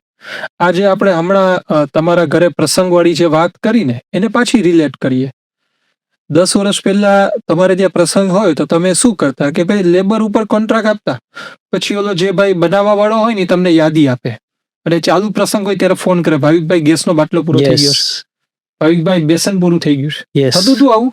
ઘરના મેમ્બર્સ ઇન્વોલ્વડ જ હોય. એમાં જ રહી. યસ, અને જ્યારે પ્રસંગ પૂરો થાય ત્યારે કહેશે કે આટલું વધ્યું છે પાછું દઈ આવજો. હવે મ્યુચ્યુઅલ ફંડ અને direct investment it can B done and we can definitely do it. But જો તમારી પાસે પ્રોપર એડવાઇસ, નોલેજ અને તમારી એક્સપર્ટીઝ હોય તો. જો એ નથી તો you should prefer a mutual fund જ્યાં તમને આ બધી જ વસ્તુઓ, પ્રોફેશનલ એડવાઇસ છે, પ્રોપર ગાઈડન્સ છે અને ફંડ મેનેજરની એક્સપર્ટીઝ, આ બધાનો લાભ મળશે. બરાબર છે. એટલે તમારે એ હરીમાં કે ટેન્શનમાં રહેવાની જરૂર નથી પડતી કે ઓછી પડે, તમારે ટેન્શન લેવાની જરૂર નથી. રાઈટ. અને best part is mutual fund તમને આ બધું એકદમ ઓછામાં ઓછા કોસ્ટ સાથે કરી આપે છે. Exactly. So that is an added advantage. Okay, આજકાલ છે ને આનંદભાઈ, હેડલાઇન્સ બહુ બધા લોકોને ઇન્ફ્લુએન્સ કરે છે. છાપામાં હેડલાઇન આવતી હતી ને તો બીજા દિવસે આવતી હતી. અત્યારે હવે સપોઝ ક્યાંય બોમ્બ ફૂટ્યો તો લગભગ 30 મિનિટ, યુક્રેનમાં બોમ્બ ફૂટ્યો 30 મિનિટમાં આપણા વોટ્સએપ પર આવી જાય. એટલે યુક્રેન, રશિયા, ગાઝા, ઇઝરાયલ, આ બધા એવા એવા મુદ્દા છે, ટેરિફ, તમને તો ફેસ થતા જ હશે કે આ બધા હેડલાઇનના લીધે ભારતમાં ગ્રોથ રેટ, જેમ આપણે ડિસ્કસ કર્યું, બેસ્ટ છે, કોઈ તકલીફ નથી. પણ આ બધા મુદ્દાઓને લઈને આપણા ઇન્વેસ્ટમેન્ટમાં કોઈ ચેન્જીસ કરવા જોઈએ અથવા ન્યૂઝ હેડલાઇન તમારા ઇન્વેસ્ટમેન્ટ ડિસિઝન્સને ડિવિએટ કરવું જોઈએ કે ન કરવું જોઈએ? સી, ન્યૂઝ હેડલાઇન્સ છે ને એ હંમેશા ચેન્જ થતી રહી. આજે તમે જે વસ્તુને કંઈક નેગેટિવ રીતે જોઈ રહ્યા છો, શાયદ થોડાક ટાઈમ પછી એ જ ન્યૂઝમાં એવું આવશે કે આ વસ્તુ તો આપણા માટે પોઝિટિવ છે. તો તમે જો એના ઉપર એકદમ રિએક્ટિવ એક્શન્સ લેશો બહુ ઝડપથી તો ડેફિનેટલી તમે ડેવિએટ થઈ જશો. But at the same time તમારે એને અવોઇડ કરી અને તમારે તમારા ગોલ ઉપર ધ્યાન રાખવું જોઈએ. Let's take N another example. Let's take કે તમે સમજો કે તમે રાજકોટથી મુંબઈ જઈ રહ્યા છો અને તમે ટ્રેનમાં બેસી ગયા, તમે તમારો લગેજ ચેક મૂકી દીધો બરાબર અને તમારી ટ્રેન શરૂ થઈ ગઈ. રાજકોટથી સ્ટોપ આવશે સપોઝ અમદાવાદ, તમે ઉતરીને પાછા ચેક કરશો મારો લગેજ બરાબર છે? નથી કરવાના. ત્યાંથી આવશે વડોદરા, ત્યાંથી આવશે સુરત, ત્યાંથી આવશે મુંબઈ. તમે દરેક સ્ટોપે ઉતરીને જોશો? ના, તમે નથી જોતા કારણ કે તમને ખબર છે કે હું પહોંચી જઈશ. તો ઇન્વેસ્ટમેન્ટ્સ બી જો તમે ન્યૂઝ હેડલાઇન્સ કે જે ન્યૂઝ આવી રહ્યા છે આપણી આજુબાજુ એને જોઈને વારંવાર ચેન્જ કરશો તો તમે તમારા ટાર્ગેટ્સને ડેફિનેટલી મિસ કરી જશો. રાઈટ. તો we should focus on a target. આપણા ટાર્ગેટ શું છે, આપણા ગોલ શું છે? Yes, news can impact. જ્યારે બહુ ખરાબ માર્કેટની સિચ્યુએશન હોય તો આપણે, જ્યારે ખરાબ માર્કેટ છે ત્યારે હંમેશા રેડ લાઇટ હશે, ખરાબ ન્યૂઝ હશે કે માર્કેટ ઘટ્યું છે, તો વી કેન યુઝ ઇટ કે આપણે વધારે યુનિટ્સ લઈ શકીએ. આપણે નીચે આ માર્કેટ ઉપર ઇન્વેસ્ટમેન્ટ કરશું તો આપણી જે કોસ્ટ છે એ થોડી નીચી આવશે. કરેક્ટ. અને એની ઇમ્પેક્ટ ઈ થશે કે we can take more units. Yes, તો આ રીતે આપણે એનો યુઝ કરવો જોઈએ. પણ લોકો જે ડિવિએટ થઈ જાય છે અથવા તો સાયકોલોજીકલ એમ કહે ને કે ડિસ્ટ્રેક્ટ થઈ જાય કરેક્ટ, કે ચલો હવે વિથડ્રો કરી લઈએ, હવે તો બધું ખરાબ જ છે, હવે તો બધું બંધ થઈ જશે. રાઈટ. એ તમે જે પોઈન્ટ હાઇલાઇટ કર્યો, રિસન્સી બાયસ, રિસેન્સી બાયસ, કે છેલ્લા 6 મહિનામાં બજાર ઘટેડું છે એટલે એને એવું લાગે છે કે બધું પતી ગયું, બધું પતી જવાનું છે. હિસ્ટ્રીમાં ક્યાંય નથી પત્યું. અને તમારા ને મારા અનુભવમાં આપણે જોયું છે કે બજાર 60% પડ્યું તો બી ઉપર આવ્યું છે. તો ઘણી વાર એવો ક્વેશ્ચન આવે કે બજાર પડ્યું ને પછી ઉપર જ ના આવ્યું તો હવે ઉપર જ ના આવ્યું તો બીજા કોઈ બી એસેટ ક્લાસ ઉપર નહીં આવે. રાઈટ. જેમ કે સિરિયામાં યુદ્ધ થયું તો સિરિયાની કરન્સી ફોલ થઈ ગઈ, ત્યાં આગળ બધું ઇન્ફ્રાસ્ટ્રક્ચર, ત્યાંની આખી વેલ્યુ ડાઉન થઈ ગઈ. રાઈટ. તો આ પોઈન્ટ એક બેસિક લોજિક છે કે આપણે, અને મને તમારા જેવા મિત્રએ શેર કર્યું હતું કે તમારા સરાઉન્ડિંગ 40 કિલોમીટરમાં જ્યાં સુધી કોઈ તકલીફ નથી, તમે શાંતિથી સુઈ જાઓ, late your money work for you. Exactly. અને બજાર પડે છે તો તમે જેમ કીધું કે એગ્રેસિવ થાઓ. Aggressive. So be hopeful rather than being fearful. Exactly. Great, thank you. બીજું એક છે, નાના સિટીઝમાં, ટીયર 2, ટીયર 3, ટીયર 4 સિટીઝમાં એક પ્રોપર્ટી માટેનું બહુ લગાવ હોય છે કે પ્રોપર્ટીનું investment, property, too much of property.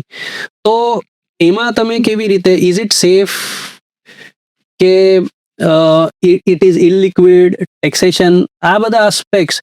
આમ તો મ્યુચ્યુઅલ ફંડ સાથે પ્રોપર્ટી કમ્પેર થાય નહીં, એક્ઝેક્ટલી. બધા એસેટ ક્લાસ જરૂરી છે, પણ જે વધારે ઇન્વેસ્ટમેન્ટ પ્રોપર્ટીમાં થાય છે, જરૂરત કરતા વધારે, એક્ઝેક્ટલી. એને તમે કેવી રીતે ફેસ કરો છો? સો પ્રોપર્ટીનું જે ઇન્વેસ્ટમેન્ટ્સ છે, એ ઇન્વેસ્ટમેન્ટ્સ આપણે આપણો જ્યારે પોર્ટફોલિયો બનાવીએ તો it should be a well diversified. Investments કરવા માટેના ઘણા બધા એસેટ ક્લાસ છે, અને કોઈ એક ઇન્વેસ્ટમેન્ટ સાઇટ ઉપર અથવા તો કોઈ એક એસેટ ક્લાસ ઉપર આપણે બધા પૈસા નહીં રોકતા, બધી જગ્યાએ થોડું થોડું આપણું ઇન્વેસ્ટમેન્ટ હોવું જોઈએ. મેં એવું બી જોયું છે કે ઘણા લોકો એક બાયસ હોય કે ભાઈ મારે આમાં જ વધારે પૈસા રોકવા, મારા બધા પૈસા આમાં જ છે. Property is a good option, it is a good option, but ત્યાં લિક્વિડિટીનો થોડો કન્સર્ન છે કે મારી પાસે 5 કરોડની પ્રોપર્ટી છે, હવે મને 25 લાખ રૂપિયા જોઈએ તો હું કઈ અડધું રસોડું નથી વેચી શકવાનું. પ્લસ મને વેચવું છે તો મને રિયલ બાયર જોશે, મને પ્રાઇસ પૂરો મળે છે કે નહીં જોશે, મારા ટાઈમે વેચાય છે કે નહીં. એક્ઝેક્ટલી. પ્લસ કે ભાઈ મને મેન્ટેનન્સ છે. એટલે આ બધા વસ્તુઓ, આ બધા આસ્પેક્ટને આપણે માઇન્ડમાં રાખી અને આપણે ડાયવર્સિફાઈડ રહેવું જોઈએ કે કોઈ એક જ જગ્યાએ ખાલી આપણે એક જ એસેટ ક્લાસ ઉપર ઇન્વેસ્ટમેન્ટ કરશું તો શાયદ કોઈ જરૂરિયાતના ટાઈમે આપને એટલું ઇઝીલી પૈસા નહીં મળી શકે અને એટલું રિટર્ન નહીં મળી શકે જે આપણે એક્સપેક્ટ કરીએ છીએ. મોટા ભાગની પ્રોપર્ટીઝ, આનંદભાઈ, એમ જોવામાં આવે છે કે લોન્સ પર જ ખરીદાતી હોય છે.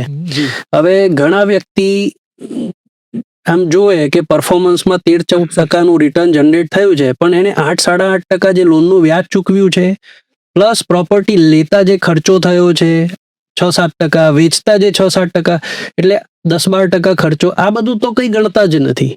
અને મ્યુચ્યુઅલ ફંડમાં આપણી સાથે એક્સપેન્સ રેશિયોની વાતો કરે. એટલે two much of information is harmful in any asset class. એટલે રિયલ એસ્ટેટમાં બી આ બધી વસ્તુઓ છે, પણ તમે એને ધ્યાન નથી આપતા. અને જેમ કીધું કે મોટા ભાગનો, મેં એક રિપોર્ટ વાંચ્યો હતો કે એક વ્યક્તિ પોતાના જીવનની જેટલી મૂડીની બચત કરે છે એમાંથી 54-60% રિયલ એસ્ટેટ બનાવવામાં લગાડી દે છે. અને એટલું તો એ ભોગવી બી નથી શકતો. એક પ્રોપર્ટી અમરેલીમાં છે, બીજી અમદાવાદમાં છે, ત્રીજી ત્યાં છે. અને બીજું એ વિચારે કે હું રહેવા માટે તો એક જગ્યાએ છું, પણ બીજી બધી પ્રોપર્ટી હું ભાડે આપીશ. રાઈટ.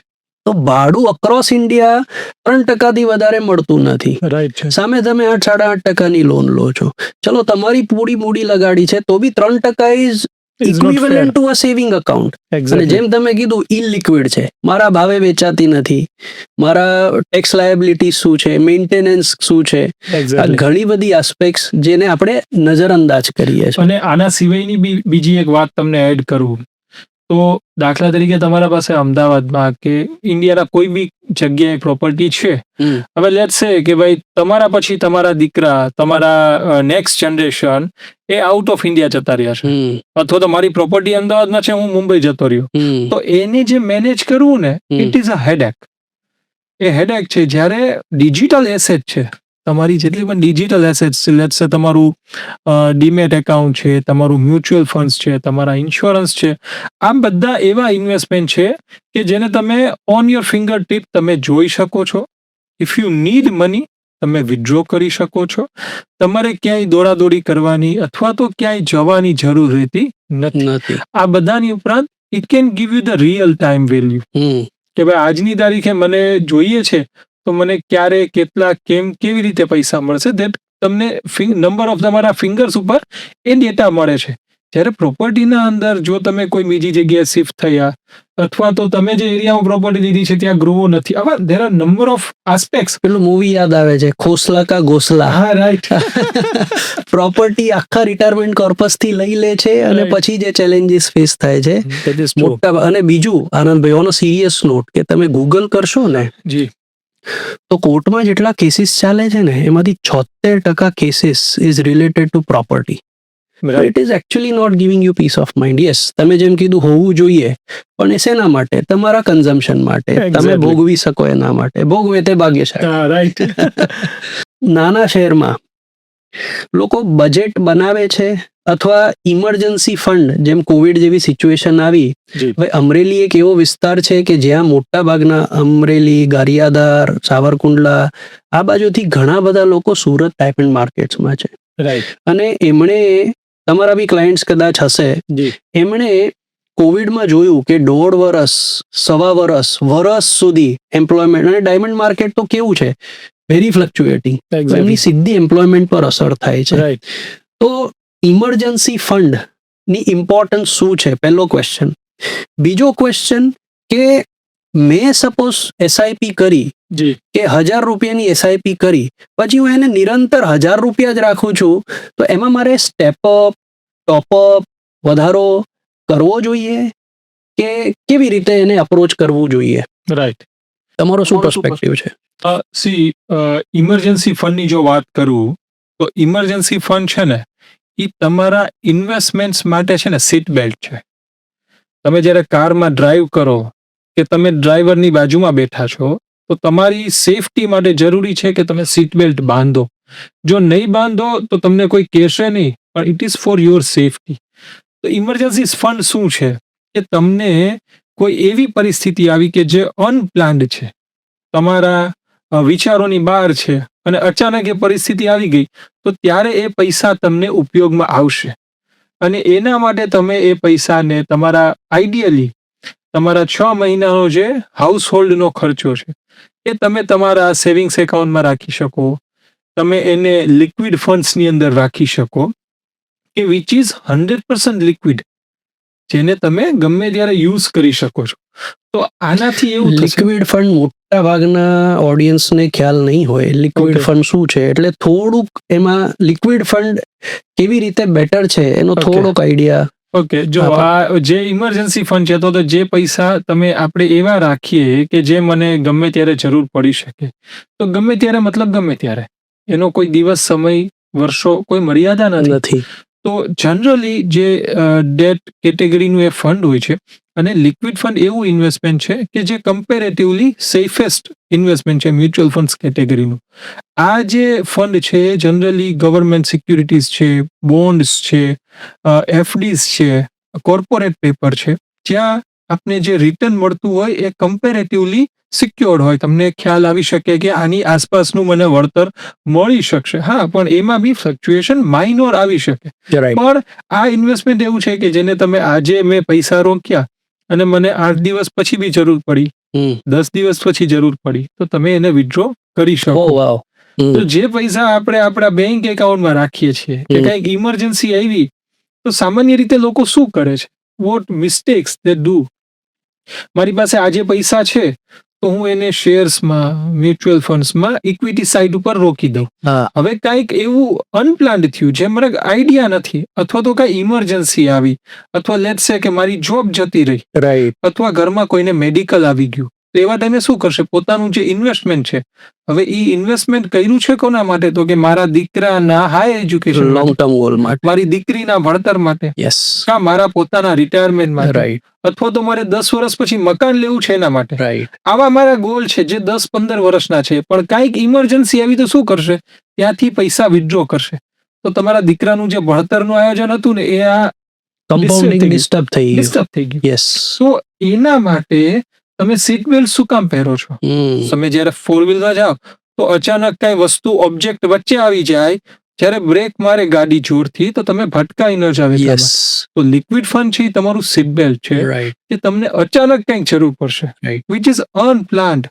Right. તમારો આઈડિયા નથી, તો તમને એ સમયે ઉપયોગી થશે અને તમારા જે લાંબા સમયના આયોજન છે ને એ ચાલુ રહેશે. કરેક્ટ. તમને એ ડિસ્ટર્બ નહીં થવા દે. એટલે મ્યુચ્યુઅલ ફંડમાં આવા ફંડ્સ બી હોય છે, જી, મોટા સર. ભાગના લોકોને ખ્યાલ નથી. જી. અને લિક્વિડ ફંડ અને સેવિંગ્સમાં રિટર્ન રિસ્ક તો તમે કીધું કે છે. સેફર છે, પણ રિટર્નમાં કેટલો તફાવત હોય છે અપ્રોક્સિમેટલી રેન્જ વાઇઝ? જો અત્યારની વાત કરું તો સામાન્ય જેટલા બેંક્સ સેવિંગ એકાઉન્ટની આપણે વાત કરીએ તો 2.5% થી 3% ની આસપાસનું એન્યુઅલ રિટર્ન આપને આપે છે બેંક્સના સેવિંગ એકાઉન્ટમાં.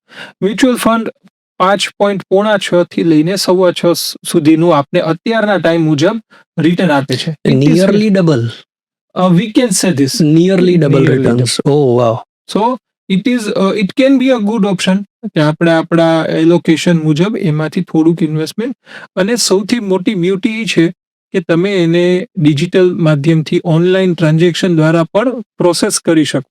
એટલે ઘણીવાર આપને એવું થાય કે મેં રોયકા અને મારે વટાવવા હશે તો ફોર્મ ભરવું પડશે ને સહી કરવી પડશે ને આટલા દિવસો લાગશે, પણ now there is not a days. Yes. હવે એને આપણે ડિજિટલ માધ્યમથી ઓનલાઈન ટ્રાન્ઝેક્શન દ્વારા કરી શકીએ અને તમે ઓનલાઈન વેરીફાઈડ કરો અને તમારા એકાઉન્ટમાં બીજા વર્કિંગ દિવસે પૈસા ક્રેડિટ થઈ જાય. Yes, it is so liquid.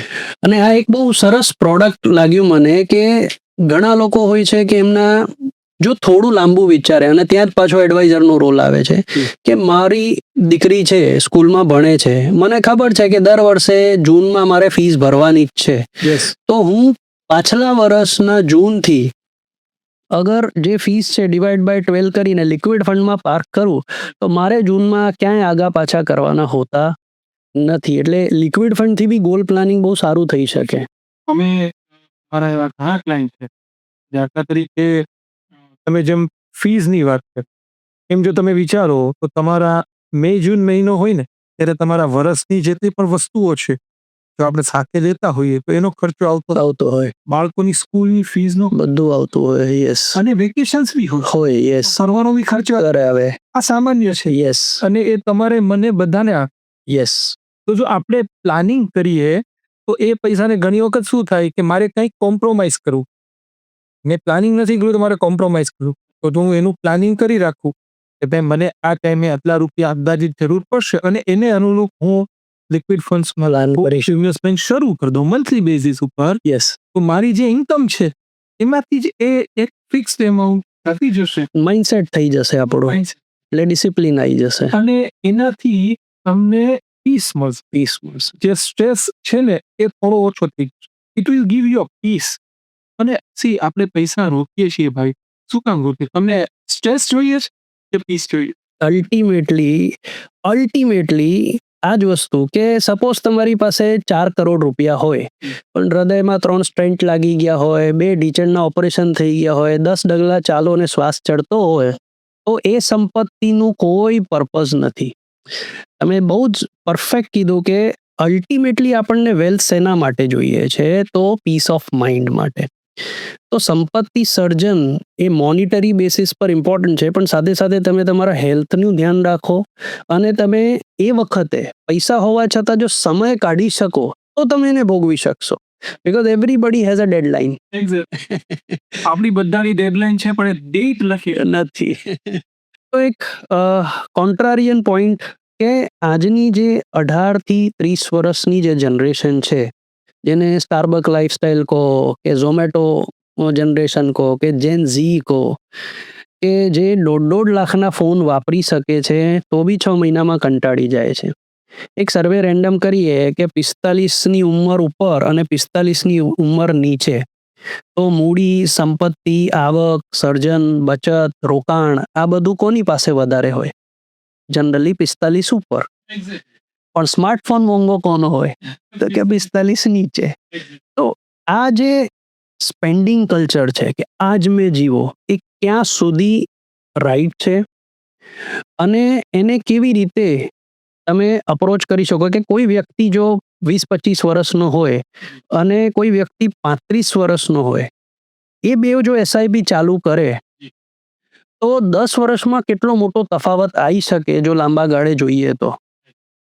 અને સ્પેન્ડિંગ ક્યાં કરવું જોઈએ ને ક્યાં ન કરવું જોઈએ, એને આપણે કેવી રીતે ગાઈડ કરી શકીએ યંગસ્ટર્સને?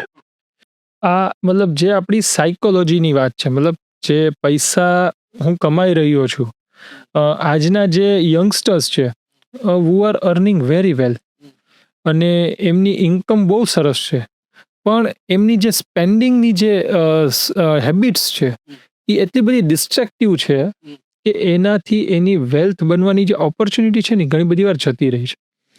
જો તમે ઇન્ડિયન લોકોનો ઓવરઓલ એક ડેટા જુઓ તો આપણા લોકોની ઇન્વેસ્ટમેન્ટ્સ અથવા તો સેવિંગ્સનો જે રેટ છે ઇટ વેરાઇઝ બિટવીન 30% to 40%. તો આ રેટ આજના યંગસ્ટર્સનો નથી, એ 40-45 પ્લસના લોકોનો છે. હવે આજના યંગસ્ટર્સનો સૌથી મોટું ચેલેન્જ એ છે કે જે મારા ફ્રેન્ડ લઈ આવ્યો, હું એના ફેસબુક પર અથવા તો વોટ્સએપ અથવા તો કોઈ બી સોશિયલ મીડિયા ઉપર જે હું જોઉં છું મને બી એ જોઈએ છે. હવે એની મારી જરૂર છે કે નહીં એ લોકોને ખબર નથી. પ્લસ ખાલી એક સ્ટેટસ સિમ્બોલ, ખાલી થોડીક લાઇક્સ, આના માટે લોકો આવા ખર્ચાઓ કરે છે. આપણું જે પર્સનલ ફાઇનાન્સની જો વાત કરીએ તો પર્સનલ ફાઇનાન્સનો એક રૂલ છે કે તમારી જે ઇન્કમ છે, લોકો શું કરે છે કે પોતાની ઇન્કમ એમાંથી પહેલા ખર્ચા કરશે અને જો બચશે તો ક્યાંક ઇન્વેસ્ટ કરશે, પણ બચતું જ નથી. છેલ્લા મહિના છેલ્લી તારીખોમાં એવું હોય કે કોકની પાસેથી લેવું પડે. તો આ અત્યાર સુધીનો ટ્રેન્ડ છે, પણ it should be like that કે મારી ઇન્કમ માઇનસ મારું ઇન્વેસ્ટમેન્ટ અને જે પૈસા બચ્યા ને એ હું એક્સપેન્સમાં રોકું, એના હું એક્સપેન્સ કરું. કારણ કે તમે જે સ્માર્ટફોન જે તમારો 1.5-2 લાખનો છે, તમે જે બાઇક્સ જે તમારા 2-3 લાખના છે, તમે 5 વર્ષ પછી જો એની વેલ્યુઝ જોશો તો 1.5 લાખવાળા ફોનની વેલ્યુ 25,000 બી નથી આવતી, કે તમારા 2-2.5 લાખના બાઇકની વેલ્યુ 50,000 30,000 બી માંડ આવે છે. તો તમારી ત્યાં વેલ્થ ડિસ્ટ્રક્ટ થાય છે. અને જો તમે પૈસા એટલે કે તમે પૈસા ઇન્વેસ્ટ કરો છો તો પૈસા ઇન્વેસ્ટમેન્ટ્સનું જો તમે ફોર્મ્યુલા જુઓ તો જે ફ્યુચર વેલ્યુ છે ને એ તમારા પૈસા, તમારું રિટર્ન અને આ બધાની ઉપર કમ્પાઉન્ડિંગ થાય છે. શેનું ખબર સાહેબ? એ છે યર્સ. તો તમે જેટલી નાની એજથી ઇન્વેસ્ટમેન્ટ્સ કરશો અને જેટલો લાંબો સમય તમારું રોકાણ રહેશે એટલી દેર આર હાઈએસ્ટ પ્રોબેબિલિટી તમારી વેલ્થ મેક્સિમમ બનશે. આપણે 25 અને 35 વર્ષના વ્યક્તિ માટે વાત કરીએ કે ભાઈ માની લો કે કોઈ વ્યક્તિ 25 વર્ષનો છે અને એનો ફ્રેન્ડ 35 વર્ષનો છે, એને 10 વર્ષ લેટ શરૂ કર્યું અને આ ભાઈએ 25 વર્ષે જોબ ઉપર લાગ્યા અને ઇન્વેસ્ટમેન્ટ શરૂ કર્યું. તો what is the different, what may be the difference? તમે દર મહિને 25,000 રૂપિયા ઇન્વેસ્ટ કરો 30 વર્ષ સુધી, એટલે કે 25 વર્ષની એજ છે તો હું 55 વર્ષ સુધી હું ઇન્વેસ્ટમેન્ટ કરું છું અને 12% આપણે એવરેજ રિટર્ન ગણીએ કે ભાઈ 12% CAGR રિટર્ન મળે તો લગભગ આપણે 7.25 કરોડ રૂપિયા જેવી સંપત્તિ બનાવી શકીએ. હવે આ જ વસ્તુ હું 10 વર્ષ ડિલે કરું, મારો ફ્રેન્ડ જે 35 વર્ષે શરૂ કરે છે એ 20 વર્ષ ઇન્વેસ્ટમેન્ટ કરે છે 55 વર્ષની એજ માટે, 10 વર્ષ મોડું કરવાથી જે 7.25 કરોડ બને છે એ લગભગ 2 થી 2.5 કરોડની વચ્ચે જ વેલ્થ બનશે. હ્યુજ. તો પૈસા બચાવવાની સાથે સાથે સમય આપવો એ એટલો જ ઇમ્પોર્ટન્ટ છે. સૌથી વધારે મહત્વનો છે time. How longer you stay invested એટલી તમારી વેલ્થ બનશે. કારણ કે જે તમારું વેલ્થ ક્રિએશન છે ને એ કમ્પાઉન્ડિંગના ઇફેક્ટથી થાય છે. જેમ સમય જતો જશે એમ તમારા જે પૈસા બનેલા છે એના ઉપર તમને કમ્પાઉન્ડિંગ ઇફેક્ટ આવશે.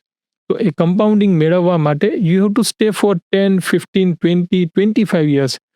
તો એ તમને રિઝલ્ટ દેખાશે. શરૂઆતના 2-5 વર્ષ એવા બી રહેશે કે જે બોરિંગ હોય. અને આને જો હું રિલેટ કરું તો વર્લ્ડનું એક ટોલેસ્ટ ગ્રાસ છે ચાઇનીઝ બાંબુ.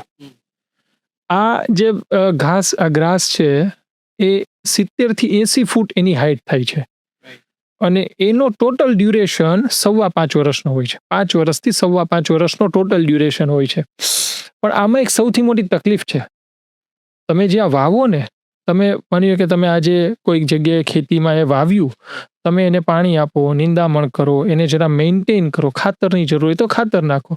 તમે 1-2 મહિને જુઓ તો થોડુંક તો આમ બહાર નીકળે ને, તો તમને એમ થાય કે ચલો કંઈક ઉગ્યું, પણ એ બહાર નીકળતું નથી. તમે 3 મહિના જવા દો, નથી નીકળતું. 1 વર્ષ જવા દો, તો બી નથી નીકળતું. 1.5 થી 2 વર્ષ જાય ને પછી થોડી કૂપણ ફૂટે, પછી 3-3.5 વર્ષ જાય ને 6 ઇંચથી 12 ઇંચ બહાર આવે, અને પછીના 1 વર્ષમાં એ 70 થી 80 ફૂટ પહોંચી જાય. તો આપને એમ થાય કે યાર શરૂઆતના 4 વર્ષ હું મહેનત જ કરતો રહું. ચાઇનીઝ બાંબુનો સાયન્સ એવું કહે છે કે શરૂઆતના 2-3 વર્ષ એ એના રૂટ્સને જમીન સુધી પહોંચાડે છે. જેટલા રૂટ્સ મજબૂત હશે એટલું એ વૃક્ષ વધારે ઊંચું જઈ શકશે, અને એના માટે તમારે 3-4 વર્ષની જો ધીરજ રાખશો તો 5મા વર્ષે 80 ફૂટનું રિઝલ્ટ મળશે. તમારી એસઆઈપી છે ને સાહેબ, એ બી કંઈક આવી જ છે.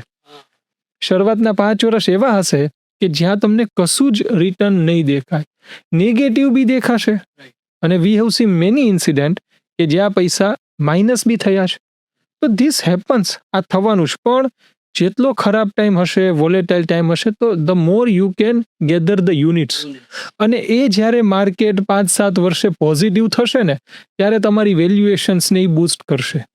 So this is a underline thought કે તમારે જો લોંગ ટર્મમાં વેલ્થ બનાવવી છે તો તમારે આ ચાઇનીઝ બાંબુની ખેતી કરીએ ને એવું કામ કરવું પડશે. આપણા વડવાઓ આનંદભાઈ આવું કરતા જ હતા. એ ટ્રેડિશનલ એસેટ ક્લાસમાં કરતા હતા, અને ત્યારે તો સ્ટોક્સની વાત કરીએ તો કોઈ સ્ટોક લીધો હોય તો 3 મહિને ફિઝિકલ ડિલિવરી આવતી હતી, એટલે સખત ધરપત હતી.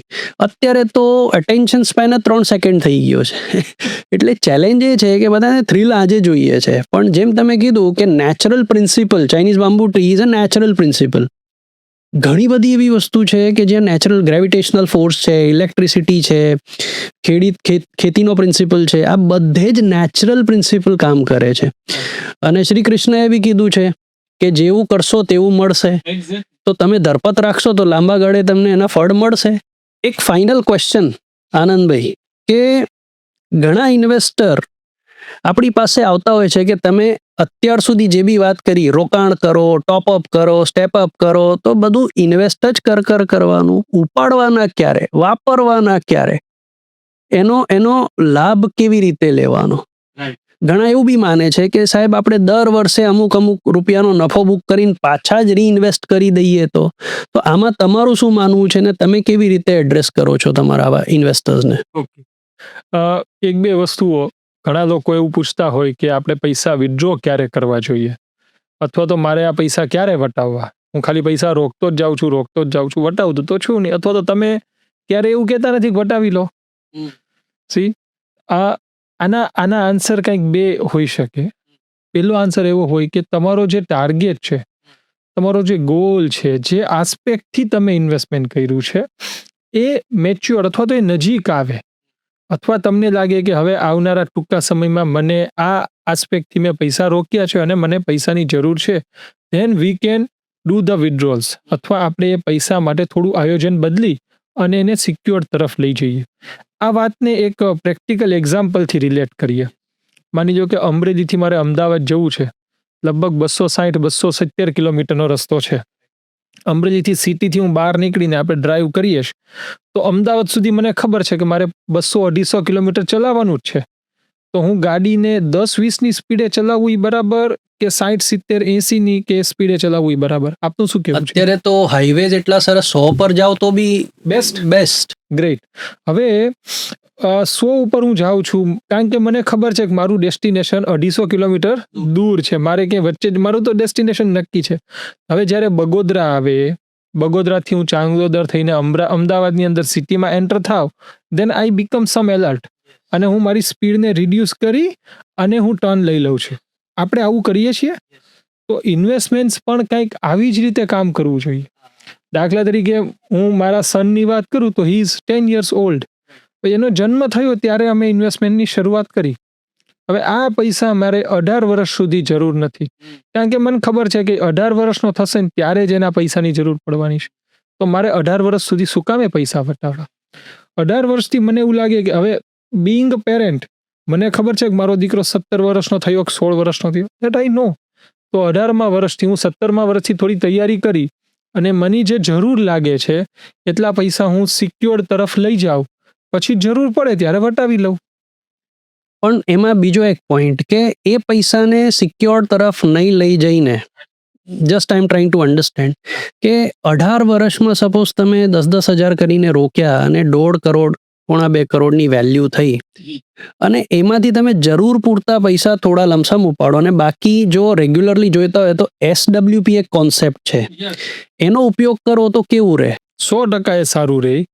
SWP આપણા એજ્યુકેશનના પાર્ટ માટે, જ્યાં મને જરૂર છે કે ભાઈ મને ખબર છે કે મને એક આ ફિક્સ્ડ ઇન્ટરવેલ પછી પૈસાની જરૂર પડવાની છે. જેમ કે બાળકોનું એજ્યુકેશન થઈ ગયું, મને ખબર છે કે હવે 18મું વર્ષ છે, 19મું વર્ષ છે, દર વર્ષે આ મહિનામાં મારે ફીસ ભરવી છે, આ મને આઈડિયા છે. તો વી કેન પ્લાન એકોર્ડિંગલી કે આટલું કોર્પસ બની ગયું છે, હવે એમાંથી એક રેગ્યુલર ઇન્કમ આપણે શરૂ કરી શકીએ. જેમ તમે કીધું કે સપોઝ મારે વર્ષે 4 લાખની ફી ભરવાની છે, જી, તું એને STP કરીને લિક્વિડમાં બી લઈ જઈ શકું. યસ, આપણે જેમ વાત થઈ કે કેમ ગાડીને સ્લો કરીને જતા જશું, એમ આપણા ઇન્વેસ્ટમેન્ટમાંથી થોડીક રકમ, મને ખબર છે કે વર્ષે મારે 4 લાખ જોઈએ છીએ, તો હું એટલા પૈસાને ધીમે ધીમે લિક્વિડ ફંડમાં ટ્રાન્સફર કરી દઉં અને એ પૈસાની જ્યારે જરૂર પડે તો હું લિક્વિડમાંથી વિથડ્રો કરી લઉં. અમારી પાસે આવા જે આપણે વાત કરીએ છીએ એવા નંબર ઓફ ક્લાયન્ટ છે કે જ્યાં બાળકો આઉટ ઓફ ઇન્ડિયા ભણતા હોય અને બાળકની 4 વર્ષનો કોર્સ છે, એ પપ્પાને ખબર જ છે કે મારા બાળકનો 4 વર્ષનો કોર્સ છે, આ મહિનામાં મારે ફીસ ભરવાની છે. તો we have planned in a such a way કે એના પપ્પા અને મમ્મીના એકાઉન્ટ્સમાંથી ઇન્વેસ્ટમેન્ટ થતું જાય અને એ પૈસા દર 6 મહિને જ્યારે જરૂર પડે ત્યારે એ પૈસા વિથડ્રોલ થતા જાય. તો એને ફીસ ભરતી વખતે જે સ્ટ્રેસ આવતો હોય, એક સાથે મારે 3 લાખ રૂપિયા દેવાના છે, તો આઈ ગેટ સમ સ્ટ્રેસ. પણ જો મારું પ્લાનિંગ હશે ને તો I will be relax, I will be have a peace of mind. તો આ વસ્તુ છે એ બહુ ઇમ્પોર્ટન્ટ છે. મતલબ જ્યારે એક્ઝિટની વાત આવે તો આ વેથી, આ રૂટ્સ દ્વારા તમે પૈસા વિથડ્રો કરવાનું પ્લાનિંગ કરી શકો અને એમાં બી સ્માર્ટલી પ્લાનિંગ કરો. સ્માર્ટલી પ્લાનિંગ કરવાથી થોડું ટેક્સમાં બી તમે સેવિંગ કરી શકશો અને જે કેપિટલ ગેઇનની જે જવાબદારી છે એને થોડી તમે ઓછી કરી શકો. The better you plan, the better you will have peace of mind. Right. આનંદભાઈ, બહુ મજા આવી આપની સાથે વાત કરીને અને ઘણા બધા મુદ્દા ક્લિયર થયા. 40 વર્ષનો અનુભવ કહેવાય છે કે વ્યક્તિ છે ને 5 રીતે શીખી શકે. એક, ઉપદેશથી શીખી શકે કોઈકના. બીજું, આગ્રહથી શીખી શકે. ત્રીજું, ઓર્ડર, જેની પર હક હોય એની ઉપર તમે ઓર્ડર કરીને બી એને શીખવાડી શકો. ચોથું, બીજાના અનુભવથી શીખે. અને પાંચમું, જાત અનુભવથી શીખે. જે આ પાંચમા નથી એ ક્યાંય ના શીખી શકે. તો તમારા સાથે વાત કરીને એક વસ્તુ તો ક્લિયર થઈ ગઈ કે આપણે જો આપણી ભૂલો ઓછી કરવી હોય તો એડવાઇઝરના ઉપદેશ અથવા એડવાઇઝરની એડવાઇસથી શીખીએ તો આપણી જર્ની બહુ સ્મૂથ રહે. અને જે અલ્ટિમેટ પોઈન્ટ તમે કીધો કે આ બધું શેના માટે, તો જીવનના બધા જે ડેસ્ટિનેશન્સ કે જે ગોલ્સ આવે છે એને એક પીસ ઓફ માઇન્ડ સાથે તમારે પ્લાન કરવા હોય, અચીવ કરવા હોય, તો આ જર્ની બહુ જ હેલ્પફુલ છે. અને એડવાઇઝર તમારો હિતેચ્છુ છે, એ તમને સાથે રાખીને ચાલે છે અને તમને સપોર્ટ કરે છે. સો આનંદભાઈ, 4-5 રેપિડ ફાયર ક્વેશ્ચન્સ તમને પૂછવા છે. એક બે શબ્દોમાં, બે વર્ડ્સમાં તમારે એના આન્સર આપવાના છે. So are you ready for that? So according to you, what is the best asset class? Sir, બધી જ એસેટ ક્લાસ બેસ્ટ છે, પણ તમારું મિક્સચર બરાબર હોવું જોઈએ. તમારું જેટલું સારું એસેટ એલોકેશન હશે એટલું વધારે સારું કામ કરશે. Best asset allocation is the best asset. Gold કે ક્રિપ્ટો કરન્સી? ક્રિપ્ટો ઉપર કંઈ કમેન્ટ નથી કરવી, કારણ કે એક ઇન્ડિયામાં કોઈ જ રેગ્યુલેટેડ દ્વારા રેગ્યુલેટેડ નથી, કોઈ રેગ્યુલેટર નથી એના ઉપર. So but gold as an hedge અથવા તો સિલ્વર, જે એસેટ આપણે જે કોમોડિટી છે એને આપણા પોર્ટફોલિયોને હેજ કરવા માટે આપણે યુઝ કરવો જોઈએ અને we should invest some allocation to gold and silver also.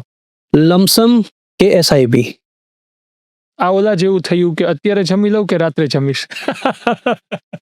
એટલે લમસમ અને એસઆઈપી બંને જરૂરી છે, પણ તમે જેટલું સિસ્ટમેટિક કરશો એસઆઈપીના રૂટ ઉપર, સિસ્ટમેટિક ઇઝ અ ડિસિપ્લિન, તો ડિસિપ્લિનથી તમે જે કામ કરશો એનું રિઝલ્ટ તમને વધારે મળશે. તો SIP is a far better option.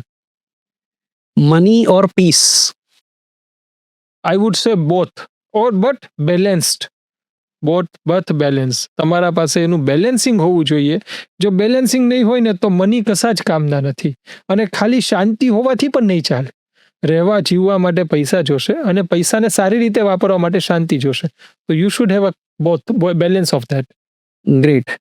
સો આનંદભાઈના ડિસ્કશનથી આપણને 4-5 મૂળ મુદ્દા ખબર પડી કે ઇમરજન્સી ફંડ કેવી રીતે પ્લાન કરવું જોઈએ અને એનું શું રિલેવન્સ છે, સ્ટેપઅપ એસઆઈપી અને નોર્મલ એસઆઈપી કેવી રીતે કામ કરે છે, યંગ એજમાં શું પ્લાનિંગ કરવું જોઈએ, જેટલું જલ્દી કરો તો આપણે જોયો કેટલો મોટો તફાવત ઊભો થાય છે, ડિસિપ્લિન જે જોઈએ, સમય આપવો બહુ મહત્વનો છે. ડિસિપ્લિન રહેશે તો કમ્પાઉન્ડિંગ એની મેળે કામ કરશે. અને ફોર્મ્યુલા જે એમણે બતાડી કે તમે જે બી અર્ન કરો છો એમાંથી ખર્ચ કરો છો પછી બચત કરો છો, એ આજની ફોર્મ્યુલા છે. એના કરતાં તમે જે કમાઓ છો એમાંથી પહેલાં બચાવો, 20% 30% જે બી બની શકે તે એને રોકાણ કરો, કામે લગાડો અને પછી તમે ખર્ચા કરો તો તમારી લાઈફ જે છે એ પીસ ઓફ માઇન્ડ સાથે બેલેન્સ્ડ રહેશે. આનંદભાઈ, thank you so much for coming on the podcast. આપની સાથે વાત કરીને ખૂબ મજા આવી, ઘણા બધા પર્સપેક્ટિવ્સ મળ્યા. આઈ હોપ આપણા વ્યુઅર્સને બી આ વસ્તુ ઘણી બધી હેલ્પફુલ થશે. અને આવા ઘણા બધા પ્રોગ્રામ્સ અને ઘણા બધા એક્સપર્ટ્સને આપણે ઇન્વાઇટ કરતા રહીશું. તો તમને વેલ્યુ એડિશન અગર લાગતી હોય તો તમે આ કન્ટેન્ટને મેક્સિમમ લોકો સાથે શેર કરો અને એમના જીવનમાં બી આપણે આ વસ્તુને વધારી શકીએ, એમના જીવનમાં બી આપણે કંઈક ગાઈડન્સ પહોંચે એવું કામ કરીએ. સો don't forget to save, share and subscribe. Thank you so much. C you in the next episode.